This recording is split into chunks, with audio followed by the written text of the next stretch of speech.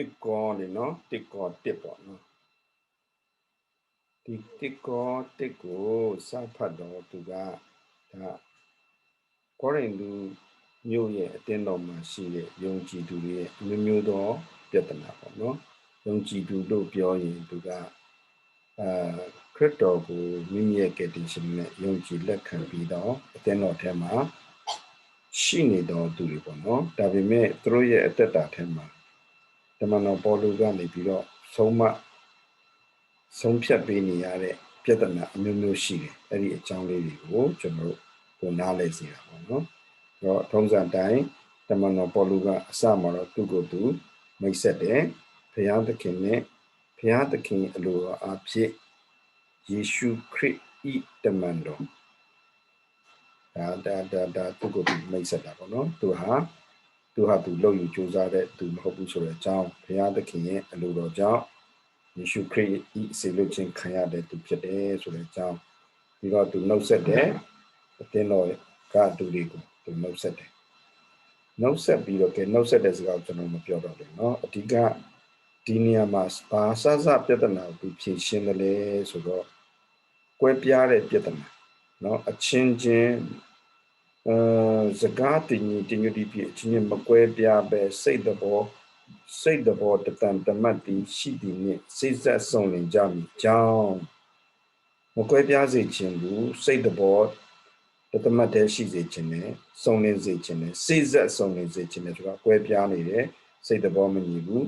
เนาะမစိတ်ဆက်မစုံလင်ဘူးဒါကြောင့်သူကဒီအတွက်ခရစ်တော်နာမကိုအမိပြုပြီးတော့သင်တို့ကနိုးစော်တောင်းပန်ပါ၏နော်ဘာကြောင့်လဲဆိုရင်တဲ့မင်းတို့တွေအချင်းချင်းရန်တွေ့နေတာကိုတဲ့ခလော့ဤအိမ်သားအချို့ကငါ့ကိုပြောပြတယ်ငါတို့ကပေါလုတပည့်ဟိငါတို့ကအာပေါလုတပည့်ဟိငါတို့ကကေဖာတပည့်ငါတို့ကခရစ်တော်တပည့်ဟိလို့အတိအကျပြောတယ်တဲ့ငါပြောမယ်တဲ့ခရစ်တော်မကွဲပြားပါဘူးတဲ့ဆိုငါဆိုတဲ့ပေါလုကမင်းတို့အတွက်အသေးခံတာလည်းမဟုတ်ပါဘူးတဲ့ငါမင်းတို့စီကိုလာတာလဲငါရဲ့နာမနဲ့ငါဗတ္တိဇံလာပေးဖို့လာတာလည်းမဟုတ်ဘူးတဲ့တကယ်တော့ငါကိုယ်တိုင်တော့မှဗတ္တိဇံပေးခဲ့ဘူးတော့ဂရိပုနဲ့ဂါယုမတပါဘသူကမှငါဗတ္တိဇံမပေးပါဘူးတဲ့နော်ဒါကြောင့်ပေါလုနာမနဲ့ဗတ္တိဇံပေးလို့ဘသူမှဆိုစရာအကြောင်းမရှိဘူးဒါကို तू ကမကွဲပြားဖို့ तू ကအရင်လို့ဆိုတယ်ပေါ့နော်ဗတ္တိဇံပေးစေခြင်းကလည်းခရစ်တော်ငါ့ကိုလွတ်တာမဟုတ်ပါဘူးတဲ့ငါ့ကိုဘာအတွက်လို့ဆိုဧဝံဂေလိတရားအတွက်လွတ်တာနော်ဒီနေရာနေစပြီးတော့ကျွန်တော်တတိထားဆင်ခြင်မိတဲ့အကြောင်းပေါ့နော်ငါ့ကိုဗတ္တိဇံကိုပေးစေခြင်းကခရစ်တော်ဒီငါ့ကိုစေလွတ်တော်မူသည်မဟုတ်ဧဝံဂေလိတရားကိုဟောစေခြင်းကစေလွတ်တော်မူ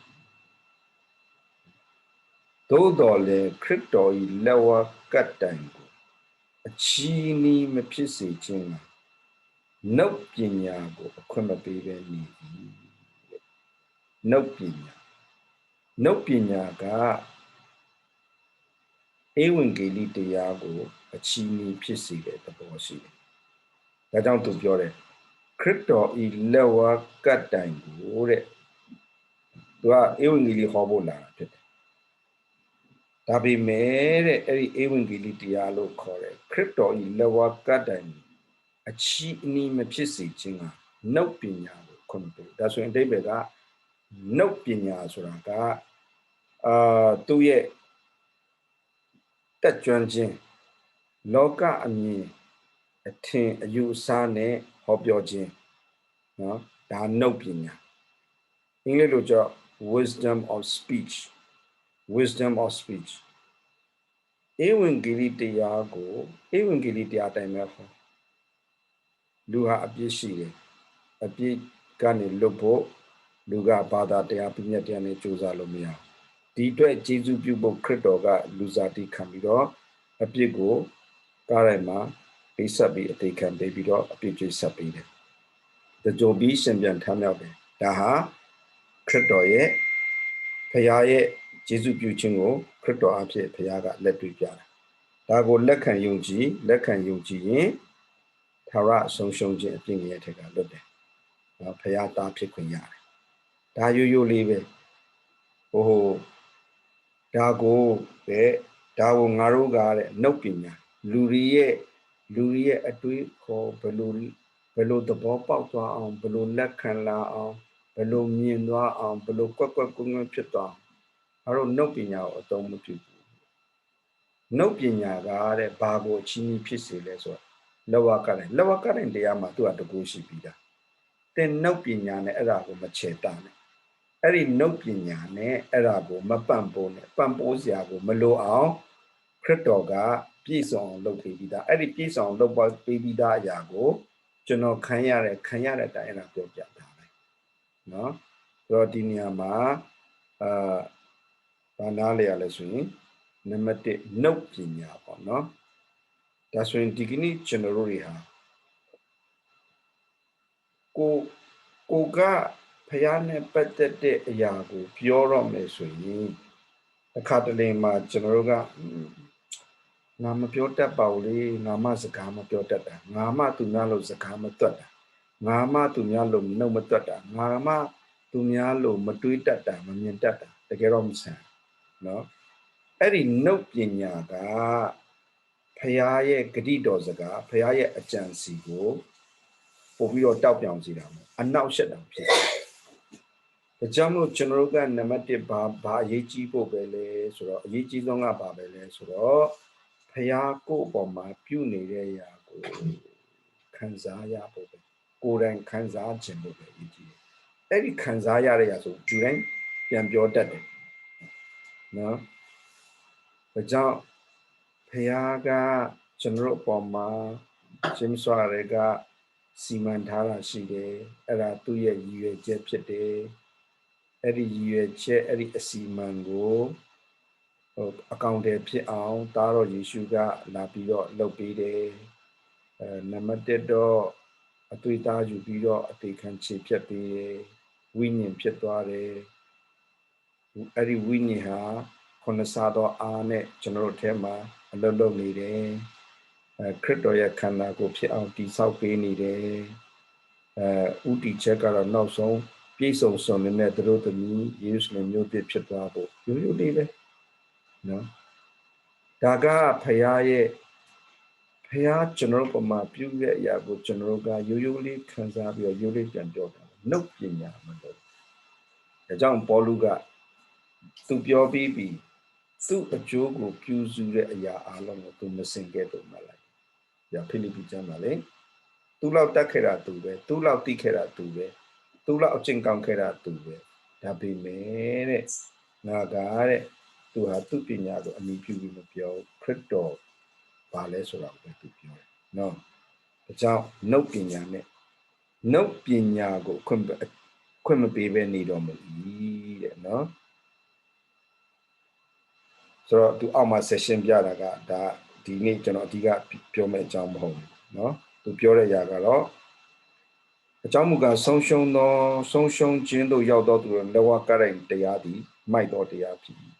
ကဲတင်ခြင်းတို့ရောက်သောငါတို့၌ကထိုတရားသည်ဘုရားသခင်တကူတော်ဖြစ်၏ကျမ်းစာလာဒီကပညာရှိတို့ပညာကိုငါဖြစ်စီမည်ဉာဏ်ကောင်းသောသူတို့ဉာဏ်ကိုလည်းငါပယ်မည်ပညာရှိကအပင်မှာရှိမည်ကျမ်းပြုဆရာကအပင်မှာရှိသည်ပြဿနာနဲ့လက်ကျက်သောဆရာကအပင်မှာရှိသည်လောကီပညာကိုဘုရားသခင်မိုက်စီတော်မူသည်မဟုတ်လားဘယ်လိုနည်းဘုရားသခင်ဤပညာတော်စီရင်သည်နှင့်လောကီသားတို့သည်မိမိတို့ပညာဟောပြီနော်ခုနတစ်ချက်ကနှုတ်ပညာအခုကလောကီသားတို့သည်မိမိတို့ပညာအားဖြင့်ဘုရားသခင်ကိုမသိလူဟာကိုစူးစမ်းရှာဖွေလေ့လာစူးစမ်းဆင်ခြင်နဲ့မိမိပညာနော်လောကီသားတို့သည်မိမိတို့ပညာအားဖြင့်ဘုရားသခင်ကိုမသိနိုင်လောကပညာမှာဘုရားကိုနားလည်စေဖို့မပါလောကပညာမှာကောင်းတယ်မကောင်းဘူးတရားတယ်မတရားဘူးမှန်တယ်မမှန်ဘူးဖြစ်တယ်မဖြစ်တယ်ဘူးနော် အကြောင်းနဲ့အကျိုးနဲ့အကျိုးနဲ့အကြောင်းနဲ့ဒါလောကီပညာမှာပဲရှိတယ်ဖះကိုဘလို့မှမသိနိုင်ဘလို့မှလည်းမခံစားနိုင်ဘလို့မှလည်းသဘောမပေါက်နိုင်လောကီပညာဒါကြောင့်မိမိတို့ပညာနောက်တစ်ခုပထမတစ်ခုကနှုတ်ပညာဒုတိယတစ်ခုကမိမိတို့ပညာဒါလောကီသားတွေမိမိတို့ပညာဒါဘယ်သူမသိနိုင်လဲဖះမသိနိုင်နှုတ်ပညာတော့ဘာအနောက်ရှက်ဖြစ်စေလဲဧဝံဂေလိတရားအနောက်ရှက်ဖြစ်စေတယ်အချင်းကြီးဖြစ်စေတယ်ဒါဆိုရင်ဒါတွေကိုကျွန်တော်တို့ကဒါအနုလက္ခဏာတွေဒါကိုကျွန်တော်တို့တတိထားဖို့ဖြစ်တယ်နော်မတိပဲနေကြသောအခါဘုရားသခင်ကိုယုံကြည်သောသူတို့ကိုဒေသနာတော်မိုက်မဲခြင်းအဖြစ်ကဲတင်ခြင်းကစေရနာရှိတော်မူ၏အဲ့တော့ဒီမှာလူဒန်းစားနှမျိုးသူပြောပြပြီယူဒလူတို့သည်နမိတ်လက္ခဏာကိုတောင်းတကြဟေလတလူတို့သည်ပညာကိုရှာတတ်၏အဲ့ဒီထဲမှာယူဒလူနော်ဘုရားလူမျိုးသူတို့တွေကဘာပဲတောင်းလဲဆိုတော့နမိတ်လက္ခဏာပဲတောင်းတယ်တဲ့ဟေလတလူတဘာမျိုးသားသူတို့ကတော့ပညာနော်ပညာအဲ့ဒီမှာပေါလုကဒီလိုပြောတယ်ငါတို့မူကားလက်ဝါးကတ်တိုင်မှာအသေးခံတော်မူသောခရစ်တော်၏အကြောင်းအရာကိုဟောပြောကြ၏ယူဒလူတွေကနမိတ်လက္ခဏာလိုချင်တယ်ဟေလတလူတွေကပညာကိုရှာတယ်ဒါပေမဲ့အဲ့ဒီအထက်ထဲမှာငါတို့ကတဲ့လက်ဝါးကတ်တိုင်မှာအသေးခံတော်မူသောခရစ်တော်၏အကြောင်းကိုဟောပြောကြ၏အခုတမန်တော်ပေါလုဧဝံဂေလိဟောလိုက်တဲ့လူဒန်းစားနှမျိုးကတစ်မျိုးကနမိတ်လက္ခဏာရှာတယ်လူတစ်မျိုးကပညာကိုရှာတယ်သူအဲ့တော့အဲ့လူနှမျိုးစလုံးလိုချင်တဲ့အရာကခရစ်တော်မဟုတ်ခရစ်တော်ဆိုတဲ့ပုဂ္ဂိုလ်မဟုတ်ခုနလိုကောင်းကြီးနမိတ်လက္ခဏာပေါ့နော်တချို့ကလည်းပညာအဲ့ဒီမှာခရစ်တော်ဆိုတဲ့ပုဂ္ဂိုလ်ရဲ့အတိခံခြင်းခရစ်တော်ရဲ့ပုဂ္ဂိုလ်ရဲ့စွန့်လွတ်ခြင်းအနစ်နာခံခြင်းတော့ပြောရင်သူတို့လိုချင်တာနဲ့မကပ်ဖခင်ခရစ်တော်ပဲပြီးချင်တယ်ဖခင်ကအဲ့ဒီခရစ်တော်ကိုပုဂ္ဂိုလ်ပဲရရင်ပညာကိုလည်းရတယ်ဖခင်ကပေးလိုက်တဲ့ခရစ်တော်ကိုရရင်တကုတ်ကိုလည်းရတယ်နော်သူတို့ယူဒလူတွေလိုချင်တဲ့တကုတ်ကသူတို့အသွေးသားကျင်나နော်ဟာကနေဟင်ကနေဖြစ်သွားတဲ့အသွေးသားကျင်나ဟေလတလူတွေတဘာမျိုးသားတွေလိုချင်တဲ့ပညာကကြတော့သူတို့လူများအထင်ကြီးအောင်သူတို့ကိုယ်သူဆရာတကြီးတစုအနေနဲ့ဖြစ်အောင်နော်ဒါပေမဲ့ဖျားပေးခြင်းတဲ့ဖျားပေးလိုက်တဲ့ပုဂ္ဂိုလ်ဖြစ်တဲ့ခရစ်တော်ကတကူလဲဟုတ်တယ်ခရစ်တော်ကပညာလဲဟုတ်တယ်ဒါပေမဲ့သူတို့လိုချင်တဲ့ပညာလားမဟုတ်ဖျားကိုချစ်တတ်လာတယ်ဖျားသဘောရှိလာတယ်ဒီဖျားရဲ့ပညာကအကန့်အတတ်မဲ့တယ်ဖျားရဲ့ပညာကမထောင်လွာနော်ဖျားရဲ့ပညာပြီးရင်ဖျားတကူကလည်းဖျားအလုံးကိုကြော်ပါတယ်ဖျားအလုံးကိုအောင်မြင်တယ်အဲ့ဒါဘာလို့လဲခရစ်တော်ပဲနော်ဒါကြောင့်အဲ့ဒီထဲမှာပေါလုကဘာပဲပြီးလဲဆိုတော့လက်ဝါးကားတိုင်းမှာအသေးခံတော်ခရစ်တော်ကြောင့်ဒါဆိုရင်ဒီကနေ့ကျွန်တော်ရဲ့အသက်တာထဲမှာကျွန်တော်လိုချင်ဖို့ကခရစ်တော်ဆိုတဲ့ပုဂ္ဂိုလ်ရဲ့လောက်ဆောင်ခြင်းဖြစ်ခြင်းဝန်ခံခြင်းစွန့်လွတ်ခြင်းဒါပဲအဲ့ဒီထဲမှာတကူလည်းရှိတယ်အဲ့ဒီထဲမှာပညာလည်းရှိတယ်အဲ့ဒီပညာကလောကီပညာထက်တာတယ်အဲ့ဒီတကူကဒီကနေ့လူရဲ့အသွေးသားကျင့်တဲ့တကူထက်ဟောကြည့်ပြန်ပြောမယ်အဲ့ဒီတကူကနာနေလဲကြော်သွားတယ်ဒုက္ခဖြစ်ရင်လည်းသူကဖြတ်တန်းသွားရဲတယ်အဲ့ဒီတကူကတည်ငါခဏတကူမဟုတ်သူကအထဲကထွက်လာတဲ့တကူတည်ခြင်းကိုအောင်မြင်တဲ့တကူလောကအသွေးသားဇာတိငါစာဒန်တည်ခြင်းဒါကိုအောင်တဲ့တကူအဲ့ဒါကဘယ်ထဲမှာလဲခရစ်တော်ဆိုတဲ့ပုဂ္ဂိုလ်ထဲမှာပဲအဲ့ဒီခရစ်တော်ဆိုတဲ့ပုဂ္ဂိုလ်ထဲမှာ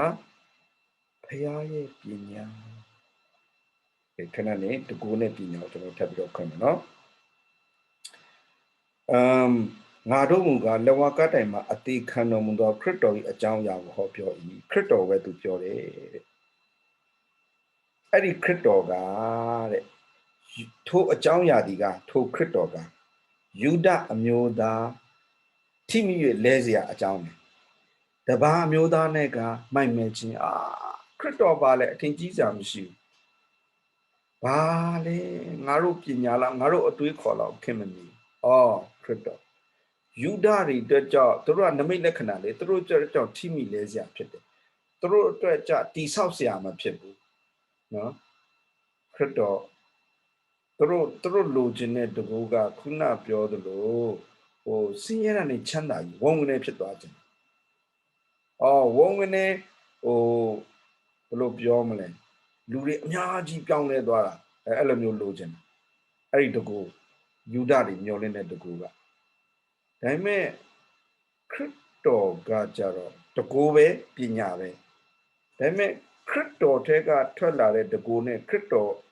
ကြောင့်ဖြစ်နေတဲ့ပညာကဟေလသတွေအတွက်တပါးမျိုးသားတွေအတွက်အထင်ကြီးဘူးဒါမိုက်မဲတဲ့ပညာသူတည်သွားတယ်လေသူကားထဲမှာတည်သွားတယ်လေဒါပါအထင်ကြီးစရာရှိတယ်ဒါသူတို့ရဲ့ပညာအထင်ကြီးဘူးထိမိသူတို့အတွက်မိုက်မဲတယ်ဒါမိုက်မဲတဲ့တရားပဲမိုက်မဲတဲ့ပညာပဲနော်ပြီးရင်ယူဒလူတွေအတွက်ကျတော့ထိမိရလဲစရာသူတို့အတွက်အားမရခွန်အားမရနော်ဒါမျိုးတရားကခွန်အားမရအဲ့လိုမျိုးဆိုတော့ဖခင်ကဘာဝဲပေးခြင်းလဲခရစ်တော်ပဲပေးခြင်းလဲပေါလုကဘာပဲပေးလဲခရစ်တော်ပဲပေးတယ်လောကကိုင်းတော်တရားပဲပေးတယ်နော်အဲ့တော့အကြောင်းမလို့ဒီနေ့ဘာနာလေရတယ်လဲဆိုရင်အဆုံးသတ်မှာတော့ဝါကြွားစရာအကြောင်းရှိရင်နော်ထာဝရဖခင်၌တာဝါကြွားစေ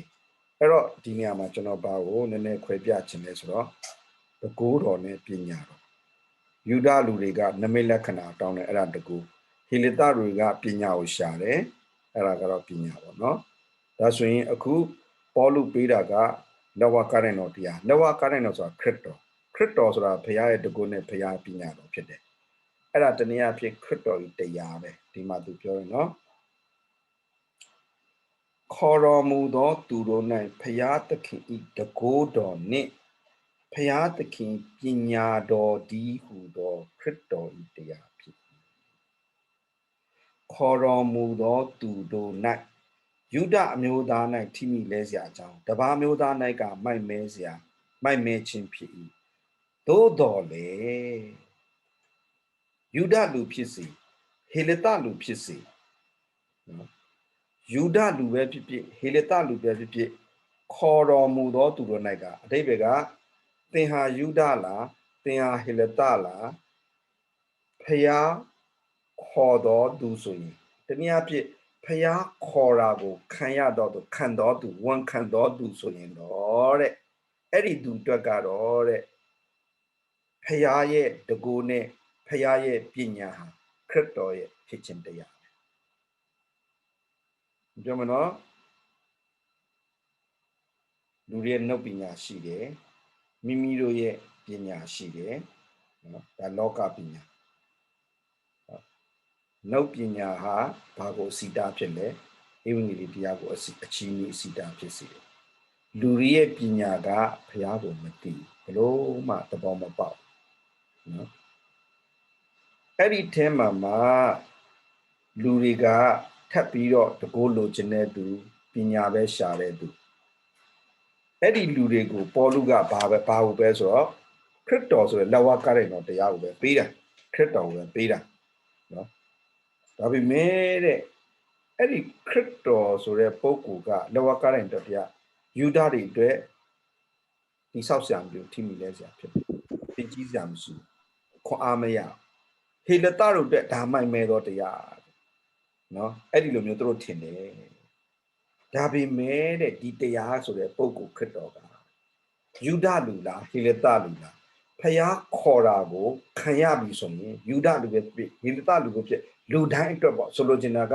ဖျားခေါ်လို့ဝန်ခံတဲ့လူတိုင်းအတွက်ကလူတိုင်းအတွက်ဆိုရင်ခရစ်တော်ကပါဆိုဖျားတကူတော်လည်းဟုတ်တယ်ဖျားရဲ့ပညာတော်လည်းဟုတ်တယ်နော်ဒါဆိုရင်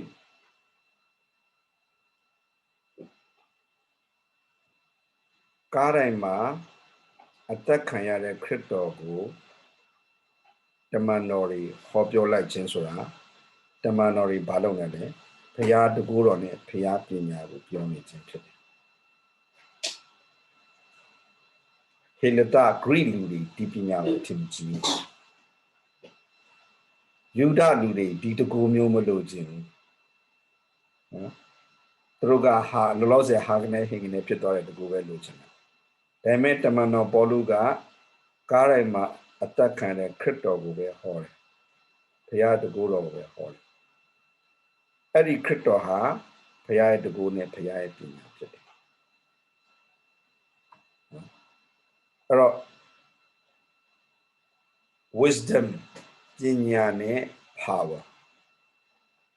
wisdom ဆိုတဲ့ဉာဏ်ပညာဟာခရစ်တော်ကိုယ်တိုင်ဖြစ်တယ်လို့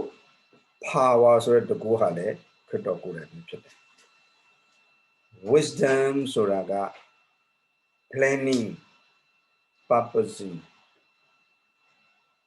ဖျားဟာပညာရှိလို့သူကအစီအစဉ်ဆွဲတယ်ယူရချက်ထားတယ်ဖျားရဲ့ဉာဏ်ပညာကအရာအလုံးကိုစီမံနေအရာအားစီမံတဲ့အတိုင်းသူရည်ရွယ်ကြံစီထားတယ်ဟုတ်နော်အဲ့တော့ဖျားရဲ့တကူတော်ကအဲ့ဒီကြံစီထားသောရည်ရွယ်ထားသောအရာအလုံးကိုပြီးမြောက်အောင်ဖြစ်စေတဲ့တကူဖြစ်တယ်။ပြန်ပြောမယ်နော်။ဖျားရဲ့ပညာကအရာအလုံးကိုစီမံပြီးတော့ရည်ရွယ်ထားတယ်ဒီတိုင်းရည်ရွယ်ထားတယ်။အဲ့ဒီဖျားရဲ့ပညာကပဲပညာရဲ့အစီအမံနဲ့ရည်ရွယ်ချက်ကိုဖျားရဲ့တကူတော်ကပြီးမြောက်အောင်လုပ်သွားတယ်အဲ့ဒီရည်ရွယ်ချက်ကောအဲ့ဒီအကြံစီကောအဲ့ဒီတကူတော်ကောခရစ်တော်ပဲဖျားရဲ့စီမံတာလည်းခရစ်တော်ပဲဖျားရဲ့ရည်ရွယ်တာလည်းဖြစ်တာခရစ်တော်ပဲအဲ့ဒီဖျားရဲ့ရည်ရွယ်တာနဲ့စီမံတာကိုပြီးမြောက်အောင်လုပ်နိုင်တဲ့တကူဟာလည်းခရစ်တော်ပဲဒါကြောင့်ဖျားရဲ့စီမံကိန်းမှာခရစ်တော်ဟာ wisdom ကို power ကိုဟုတ်တယ်ပညာကိုတကူရောဟုတ်တယ်ဟေလသလူတွေနားမလည်ယူဒလူတွေအထင်မကြီးဒါပေမဲ့အဲ့ဒီဖျားရဲ့စီမံကိန်းဖျားရဲ့ရည်ရွယ်ချက်ကိုဟာလည်းပဲခရစ်တော်ပဲအဲ့ဒီရည်ရွယ်ချက်စီမံကိန်းကိုပြီးမြောက်ပြည့်စုံအောင်တည်ဆောင်သွားတဲ့ခွန်အားနဲ့တကူကလည်းခရစ်တော်ပဲနော်ဒါဆိုရင်အဲ့ဒီပညာအဲ့ဒီ wisdom အဲ့ဒီပညာကပါလေအဲ့ဒီ wisdom အဲ့ဒီပညာကပါလေဆိုရင်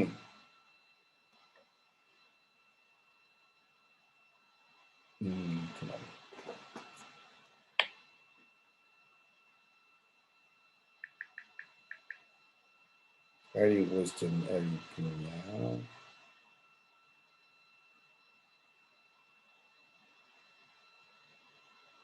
တစ်ကောတစ်တော်ဘူးsorry တစ်ကောတစ်24တစ်ကောတစ်24အခုနပြောပြီနော်ခေါ်တော်မူသောသူတို့နဲ့ဘုရားသခင်တကူတော်နဲ့ဘုရားသခင်ပညာတော်တွေတော်ခရစ်တော်ဤတရားဖြစ်သည်အဲ့တော့ခရစ်တော်ဤပညာခရစ်တော်ဤတကူ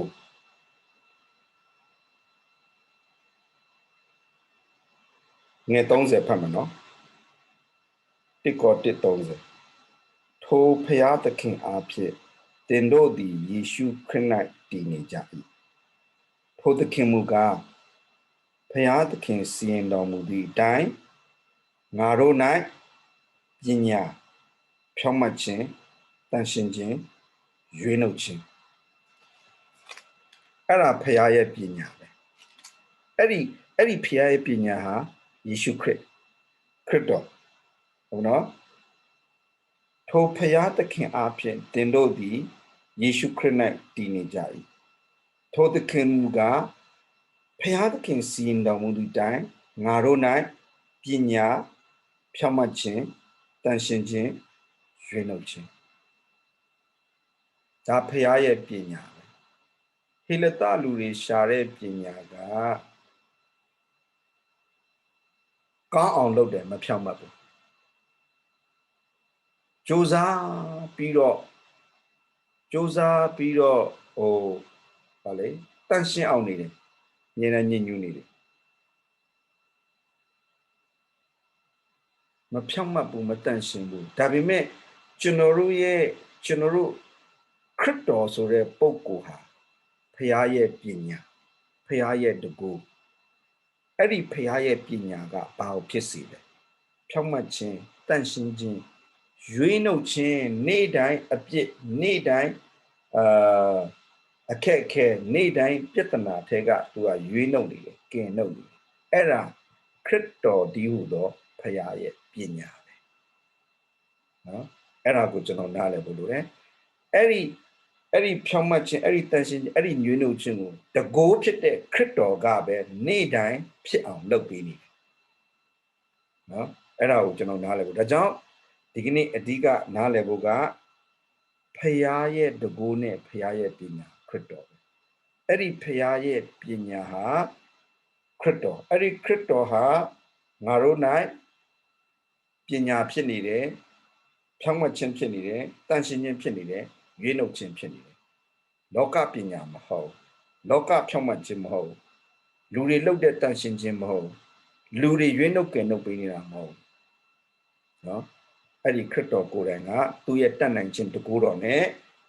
ဖြောင့်မတ်စေနေတယ်တန်ရှင်းစေနေတယ်ရွေးနှုတ်ပေးနေတယ်သူကိုယ်တိုင်ရဲ့ဘုရားကိုဝန်ခံခြင်းသဘောတဘာနဲ့ပညာဖြစ်စေတယ်ဟုတ်နော်နောက်တစ်ခုကောလောသဲနှစ်3ကိုတစ်ချက်ဖတ်နော်ကောလောသဲနှစ်3ကောလောသဲအခန်းကြီးနှစ်အငယ်3ထိုနဲ့နေသောအရာ၌ပညာဗန္ဒာဉာဏ်ဗန္ဒာရှိသမျှတို့သည်ဝတ်ထားလျက်ရှိကြ၏အပေါ်မှာဖတ်မယ်နော်အငယ်နဲ့မှာခမည်းတော်ဘုရားနှင့်ခရစ်တော်၏နဲ့နေသောအရာကိုနားလည်နိုင်သောဝိစီကိစ္စဉာဏ်နှင့်ဉာဏ်ဤစည်းစိမ်အပေါင်းနှင့်ပြည့်စုံ၍စိတ်နှလုံးသက်သာစေမည်အကြောင်းအဘယ်များလောက်ကြီးသောတိုက်လံခြင်းကိုငါခံရလို့တင်းတို့သိစေခြင်းကငါလိုရှိ၏ခမည်းတော်ဘုရားသခင်နှင့်ခရစ်တော်၏နဲ့နေသောအရာကိုထိုနဲ့နေသောအရာ၌ခရစ်တော်၏နဲ့နေသောအရာကိုနားလည်နိုင်သောဉာဏ်ရှိပါမည်အကြောင်းထိုငယ်3ထိုနဲ့နေသောအရာ၌ပညာဗန္ဒာဉာဏ်ဗန္ဒာရှိသမျှဝတ်ထားဒါဆိုရင်ခရစ်တော်ဆိုတဲ့ပုဂ္ဂိုလ်နော်ဘာဖြစ်လို့လဲဆိုတော့ကောလောသဲဩဝါဒစာဆိုတာကတမန်တော်ပေါလုကဘာကိုဆုံးမနေလဲဆိုတော့အဲ့ဒီအခါမှာဒါကကောလောသဲအသင်းတော်ဆိုတာတပါးမျိုးသားအသင်းတော်တပါးမျိုးသားယုံကြည်သူအသင်းတော်နော်ဂျူးမဟုတ်တဲ့တပါးမျိုးသားယုံကြည်သူအသင်းတော်အဲ့ဒီခါမှာအဲ့ဒီသူဩဝါဒစာရေးတဲ့အခါမှာဂရိလူမျိုးအတွေ့အခေါ်ပါဝင်လွှမ်းမိုးတဲ့တုံသင်ခြင်းတွေဟာဒီပေါလုအချိန်မှာရှိနေတယ်ကောလောသဲအသင်းတော်မှာရှိနေတယ်နော်ကောလောသဲတပါးမျိုးသားအသင်းတော်မှာဂရိလူမျိုးအတွေ့အခေါ်ပါဝင်တဲ့လွှမ်းမိုးတဲ့တုံသင်ခြင်းကရှိနေတဲ့အတွက်သူကဒါကိုရှင်းပြနေတာနော်တင်တို့နဲ့လောဒီကိမြို့သူမြို့သားတို့မှစာ၍ငါမျက်နာကိုမမြင်ဘူးသောသူရှိသမျှတို့သည်မေတ္တာချင်းထုံးဖွဲ့၍ခမည်းတော်ဖရာနှင့်ခရစ်တော်၏နဲ့နေသောအရာကိုနားလည်နိုင်သောဝိစီကိစ္စနှင့်ကင်းစင်သောဉာဏ်ဤစည်းစိမ်အပေါင်းနှင့်ပြည့်စုံ၍စိတ်နှလုံးသက်သာစေမည်အကြောင်း အဘယ်များလောက်ကြီးသောတိုက်လန့်ခြင်းကိုငါခံရသည်သင်တို့သိစေခြင်းကငါအလိုရှိ၏နော်ငါ့ကိုမမြင်ဘူးတဲ့ကောလသဲမြို့သားတွေလော်ဒီကီမြို့သားအားလုံးနေတဲ့မေတ္တာခြင်းထုံးဖွဲ့၍ခမည်းတော်ဖရာနှင့်ခရစ်တော်၏နည်းနည်းသောအရာကိုနားလည်နိုင်တဲ့ဉာဏ်ရဲ့စည်းစိမ်နော်နားလည်နိုင်သောဝိစီကိစ္စနှင့်ကင်းစင်သောဒါအထူးပြုထားတာဝိစီကိစ္စယုံမှတန်တရားနော်ကင်းသောဉာဏ်ဤစည်းစိမ်အပေါင်းနှင့်ပြည့်စုံစေခြင်းနဲ့စိတ်နှလုံးသက်သာစေမည်အကြောင်းကြီးသောတိုက်လန့်ခြင်းကိုငါခံရတယ်တဲ့မင်းတို့ဒါတွေနားလည်ဖို့အတွက်ထိုနဲ့နေသောအရာ၌အဲ့ဒါခရစ်တော်၌အဲ့ဒီပညာ၌အဲဆိုကောလသဲမြို့မှာဂရိလူမျိုးအတွေ့အခေါ်လွှမ်းမိုးနေတယ်အဲ့ဒီအတင်းတော်မှာလွှမ်းမိုးနေဒါကြောင့်မလို့ခရစ်တော်ကပဲခရစ်တော်အထက်ထဲမှာပဲတကယ်ပဲပညာဗန္ဒာဉာဏ်ဗန္ဒာပြည့်တယ်ဆိုတာကိုသူပြောနေခြင်းဖြစ်တယ်နော် wisdom and knowledge ကိုတို့ရဲ့ကြွယ်ဝခြင်းဟာခရစ်တော်မှာပဲရှိတဲ့အကြောင်းသူတုံ့တင်နေခြင်းအလင်းပေးနေခြင်းပဲဖြစ်တယ်နော်အဲ့ဒီအရာကဘာကိုဆိုလိုတာလဲဆိုတော့ဖရာရဲ့စီမံကိန်းနဲ့ဆိုင်တဲ့ခရစ်တော်နဲ့အသင်းတော်အတွက်ဝိညာဉ်ဖရာရဲ့ဝိညာဉ်ဉာဏ်နဲ့ဝိညာဉ်ပညာကိုဆိုလိုခြင်းဖြစ်တယ်ဒီနဲ့တော့အရာဒါကိုပေါလုကမြင်အောင်တုံ့တင်တယ်ဒါကိုမှသူတို့မမြင်သွားရင်သူတို့က Greek အတွေးခေါ်ခေတ်သစ်အတွေးခေါ်ဥပမာသူတို့ကထမြောက်ခြင်းဆိုလဲလက်မခံဘူးဇတ်တုကဲတဲ့လူမျိုးလေဒါအတိတ်ပဲမရှိဘူးဒါမိုက်နေတယ်ဒါမဖြစ်နိုင်ဘူးသူကအင်္ဂလိပ်လိုခေါ်ကြ Gnostic ပေါ့နော်ဒါတနည်းအားဖြင့်ဒါ Greek လူမျိုးတွေရဲ့ခရစ်တော်နဲ့ပတ်သက်တဲ့အပေါ်မှာသူတို့မခံယူမယုံကြည်ဘဲနဲ့သူတို့ရဲ့အတွေးခေါ်တစ်မျိုးနော်ဖျားနဲ့ဆန့်ကျင်တဲ့အတွေးခေါ်ခစ်ဆန်တဲ့အတွေးခေါ်အဲ့ဒီခေတ်ရဲ့အတွေးခေါ်ပေါ့နော်ဆိုတော့အဲ့ဒီအရာတွေကသူတို့ကိုဘာကနေလွဲစေတယ်လဲဆိုတော့ဖျားရဲ့ရည်ရွယ်ချက်ကနေလွဲစေတယ်ဒါကြောင့်မလို့တဲ့ခရစ်တော်အထဲမှာပဲပညာဗန္ဒာဉာဏ်ဗန္ဒာရှိတယ်အဲ့ဒီခရစ်တော်အထဲမှာရှိတဲ့ပညာဗန္ဒာဉာဏ်ဗန္ဒာဆိုတာကတဲ့ဖျားသခင်ရဲ့စီမံကိန်းနဲ့ဆိုင်တဲ့ခရစ်တော်နဲ့အသင်းတော်ကိုတည်ဆောက်ပေးတဲ့ပေါ်လွင်စေတဲ့ဖျားရဲ့ဝိညာဉ်ဉာဏ်နဲ့ဝိညာဉ်ပညာဖြစ်တယ်ဖျားဝိညာဉ်တော်ရဲ့ဉာဏ်နဲ့ဝိညာဉ်တော်ရဲ့ပညာဖြစ်တယ်ဆိုတာကိုပြောနေတာဒါကြောင့်မလို့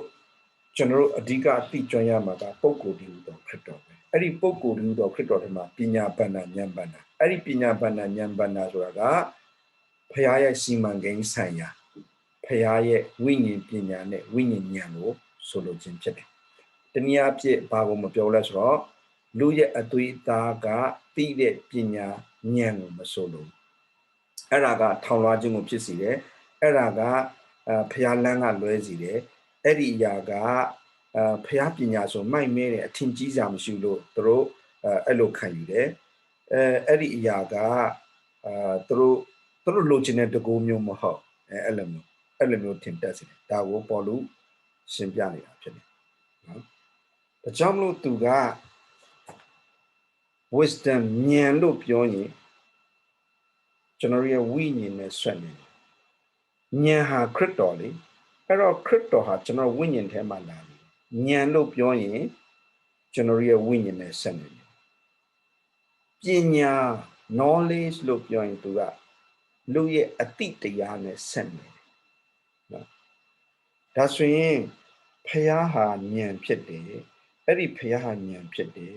အဲ့ဒီဖျားကိုသိကျွမ်းတဲ့ knowledge ရှိလို့သူကဉာဏ်သူကိုယ်တိုင်ကဉာဏ်ဖြစ်နေတာဖျားရဲ့အစီအမံဖြစ်နေတာဖျားရဲ့အစီအစဉ်ဖြစ်နေတာဖျားရဲ့ရည်ရွယ်ချက်ဖြစ်နေတာအဲ့ဒါကိုကျွန်တော်ရဲ့ knowledge ကျွန်တော်ကသိဖို့လိုတယ်လေကျွန်တော်ရဲ့အသိတရားကအဲ့ဒါကိုအခွင့်ပေးဖို့လိုတယ်ကျွန်တော်ရဲ့အသိကဝိညာဉ်အသိဖြစ်ဖို့လိုတယ်လေဒါကမကွာရင်တော့မှတ ဘောပေါက်သွားတယ်ဝိညာဉ်အတိဝိညာဉ်ခံစားချက်ဝိညာဉ်အလုံးနော်ဝိညာဉ်ထဲမှာကခရစ်တော်ဆိုတဲ့ wisdom မှာကိန်းဝင်နေတယ်အဲ့တော့ကျွန်တော်တို့ကအဲ့ဒီ wisdom ကိုကျွန်တော်တို့ရဲ့အတိထဲမှာအခွင့်ပေးဖို့တယ်စိတ်ထဲမှာရှိတဲ့အတိဒါမှကျွန်တော်အတိဟာဝိညာဉ်ဖြစ်မှာအဲ့ဒါကိုမဟုတ်ကျွန်တော်အတိကအသွေးသားဖြစ်သွားမယ်ကျွန်တော်ရဲ့အတိကလောကဖြစ်သွားမယ်ဒါဆိုရင်ဘုရားအလုံးလုံးမရပဲနဲ့ခုနဟိုလောကရဲ့ပညာဉာဏ်တွေပဲပြည့်လာတယ်ဒါနတ်ဆိုးရဲ့ဉာဏ်ညတ်ဆိုးရဲ့ပညာပဲပြည့်လာနော်ဒါကိုတုံ့တင်နေတာဒါကြောင့်မလို့ဒီကနေ့ဘုရားရဲ့တကူတော်ဘုရားရဲ့ပညာတော်ဟာခရစ်တော်ပဲအဲ့ဒီခရစ်တော်ဟာယူဒလူအတွက်လည်းဟုတ်တယ်ဟေတတလူတွေဟုတ်တယ်ယူဒလူဆိုတာကဟေလတလူဆိုတာကဖျားခေါ်ခြင်းကိုဝန်ခံတော်သူတွေ့ဆိုတော့အဲ့ဒီခရစ်တော်ကသူတို့အတွက်ဉာဏ်လည်းဟုတ်တယ်သူတို့အတွက်ပညာလည်းဟုတ်တယ်နော်အဲ့ဒါကိုကျွန်တော်ပိုင်းခြားနားလည်ဖို့လိုတယ်နော်အဲ့တော့ခရစ်တော်ကိုယ်တိုင်ကမဿဲ7:19တစ်ချက်ပြန်ဖတ်မယ်နော်ရှင်မဿဲ7:19ဘာပြောတယ်လဲဆိုရင်ရှင်မဿဲ7:19လူသားသည်စားတောက်လျက်လာသည်ရှိသောဤသူသည်စားကျူသောသူဇတိတောက်ကျူသောသူပါတကားအခွန်ခံသောသူနှင့်ဆိုသောသူတို့ကိုမိတ်ဆွေဖွဲ့ပါသည်တကားဆိုကြ၏သို့တော်လည်းပညာတရားသည်အဲ့ဒါခရစ်တော်ပြောတာပညာတရားသည်မိမိသားတို့တွင်ကဲ့ရဲ့ပြစ်တင်ခြင်းနှင့်လွတ်သည်ဟုမိန့်တော်မူ၏ဘသူတွေဘာတွေပဲကဲ့ရဲ့ပညာတရားဖြစ်တဲ့ပုဂ္ဂိုလ်ဖြစ်တဲ့ခရစ်တော်မိမိသားတို့တွင်ကဲ့ရဲ့ပြစ်တင်ခြင်းဘာလို့ဆိုတော့သူဟာသူ့အလိုကြောင့်လာတာမဟုတ်နော်အဖကအခွန်ခံနေတဲ့စားတောက်ခံနေအဖကနော်ဟိုပြည့်တစားရင်းနဲ့ပေါင်းခံတယ်အဖကနူနာရင်းနဲ့သွားထိတွေ့ခိုင်းတယ်တော့သူတို့ကဘယ်သူနဲ့တွေ့ပြန်ပြီဘယ်သူနဲ့ပေါင်းပြန်ပြီဘယ်သူနဲ့စားပြန်ပြီရေးမကြည့်ဘူးအဲ့ဒီပညာဖြစ်နေတဲ့ဖရာရဲ့ပညာဖြစ်နေတဲ့ခရစ်တော်ပြုသမျှဟာဘာဆိုသူဟာအဖအလိုတိုင်းပဲပြုနေတာအဖဉာဏ်နဲ့ပြုနေတာနော်ဒါကြောင့်မလို့အဲ့ဒီအဖဉာဏ်နဲ့ပြုသမျှအားလုံးဟာဘာလို့ဆိုတော့သူလှုပ်သောအမှုအဖြစ်ဖြောင့်မတ်တယ်ဆိုတာတက်သေးထူဒါကြောင့်သူ့ကိုယ်သူအပြစ်မရှိကြောင်းသူကထင်ရှားအောင်လုပ်ပြစရာမလိုငါအပြစ်ကင်းနေငါကြည့်သူလှုပ်နေတဲ့အလုပ်တွေသူပြောနေတဲ့စကားကိုယ်တိုင်ကိုကဘာဖြစ်နေဒါကြောင့်မလို့အရေးကြီးတာကကျွန်တော်အဲ့ဒီခရစ်တော်ဆိုတဲ့ပုဂ္ဂိုလ်အထက်မှာနေဖို့အဲ့ဒီပညာဆိုတဲ့ပုဂ္ဂိုလ်ကိုပဲညီဝဲဖို့ပဲအဲ့ဒီဉာဏ်ဆိုတဲ့ပုဂ္ဂိုလ်ဆိုတဲ့ခရစ်တော်ညီဝဲပဲအဲ့ဒီတကူအဲ့ဒီပညာဖြစ်တဲ့အဲ့ဒီဉာဏ်ဖြစ်တဲ့ဘုရားရဲ့ရည်ရွယ်ချက်အကြံစီကိုပြီးမြောက်ပြည့်စုံအောင်ဖြစ်စီတဲ့တကူဖြစ်တဲ့ခရစ်တော်အထက်မှာနေဖို့ပဲအဲ့ဒါဆိုရင်ဘုရားကသူ့ရဲ့အကြံစီသူ့ရဲ့ရည်ရွယ်ချက်ကိုခရစ်တော်ရဲ့တတ်နိုင်ခြင်းအပြင်ကျွန်တော်ထက်မှာလုပ်သွားမယ်ဒါကြောင့်ခရစ်တော်ဟာကျွန်တော်ဉာဏ်နဲ့ကျွန်တော်ရဲ့ပညာဖြစ်တယ်နော်ဒါကြောင့် wisdom နဲ့ power ရဲ့အရင်းမြစ်ဟာခရစ်တော်ဖြစ်တယ်အဲခရစ်တော်ပဲကျွန်တော်လိုချင်မှုဖြစ်တယ်ပေါလုတပည့်လည်းမဟုတ်အာပေါလုတပည့်လည်းမဟုတ်ကေဖတပည့်လည်းမဟုတ်ခရစ်တော်တပည့်တို့လည်းတတ်မပြောဘူးခရစ်တော်ဆိုတဲ့ပုဂ္ဂိုလ်ထဲမှာပဲနေမင်းတို့ငါဟောနေတာနှုတ်ပညာနဲ့ဟောတာမဟုတ်ဘူးနော်နှုတ်ပညာကနှုတ်ပညာနဲ့ငါပြောရဲဆိုရင်ငါကိုပဲမြင်သွားတော့မှာပေါ့ဒါဆိုရင်ငါကဘာ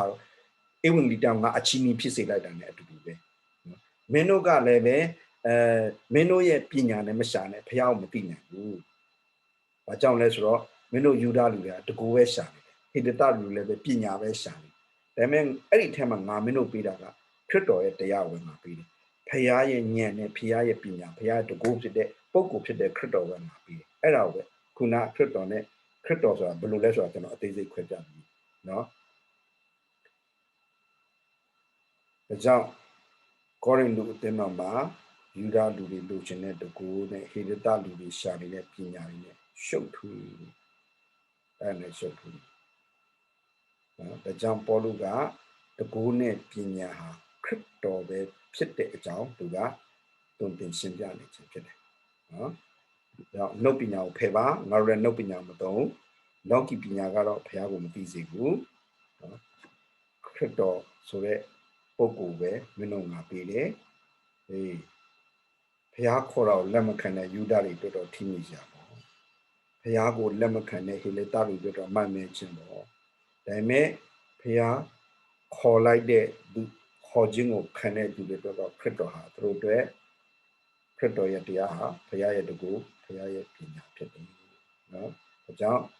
အဲ့ဒီဘုရားရဲ့ပညာကဘုရားအကြံစီဘုရားရည်ရဲ့ချက်ကိုအကောင့်ထဲပေါ်စီတဲ့ဘုရားရဲ့ခရစ်တော်ကပြီးမြောက်အောင်လှုပ်ဆောင်ပေးပြီးဆိုတာကိုလက်တွေ့ခံစားရခြင်းဖြစ်တယ်။ဒါဆိုရင်ဘုရားရဲ့ဉာဏ်ပညာနဲ့ဘုရားရဲ့တကူဖြစ်တဲ့